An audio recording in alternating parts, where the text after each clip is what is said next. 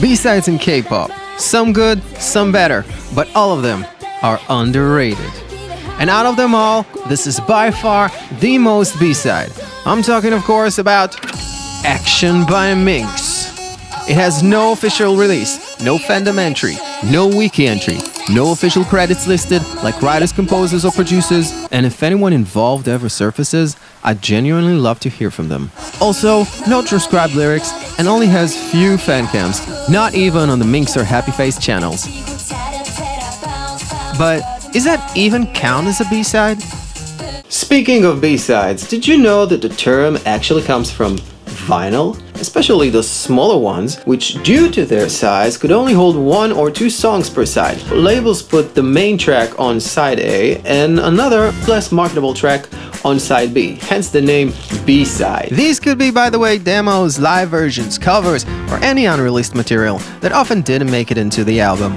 When CDs came around, they kept the term when the first track was the single, followed by 2 or 3 extra songs called the B-sides. K-pop took this even further, because of course it does, referring to any non-titled track as a B-side. But is Action really a B-side? In my opinion, no. Both K-pop and the traditional meanings require the song to be released in some form, which was not the case. But it was captured live, so it fits another definition, the bootleg. Bootlegs are recordings made and shared without the artist or label's permission. They can include fan-recorded shows, unreleased demos, unofficial remixes or edits, and even full unapproved compilations. So, is Action a bootleg? Kind of, yes, but there is more. And to fully understand it, we need to bring out the timeline. Why Did You Come to My House came out in September 2014. Love Shake dropped in July 2015. Live performances were here, and here. So during the release of the first single and before the mini-album. And that brings us to the third category, the outtake.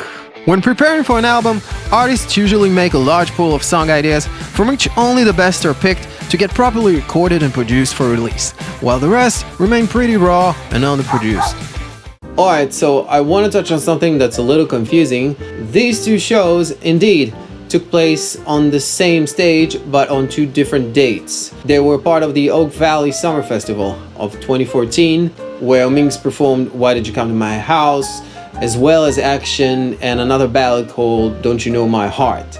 And yes, these were pre-debut shows. Oh, and by the way, most of the footage you're seeing here comes from a handful of Fancam channels. Without uploads like these, Action would probably not exist online today. So, an outtake must not be on an album, but it can definitely go live. And Action is an outtake, but a special one.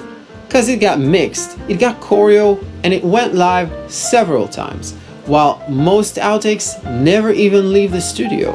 It was one of their few originals and a core part of their early identity, and that's not insignificant.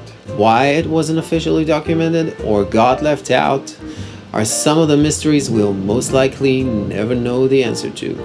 It is tempting, however, to wonder how things might have been if Action would have made it into the canon.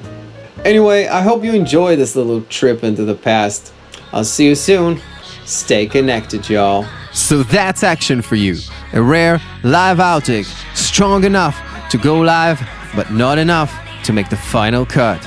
It's raw, it's overlooked, and it's underrated. But that's a Minx original, and honestly, more Minx is just more fun.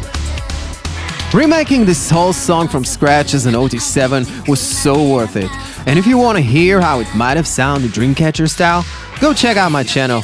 There's a lot more Minx content there too. You can say it's a call to action. But what do you think?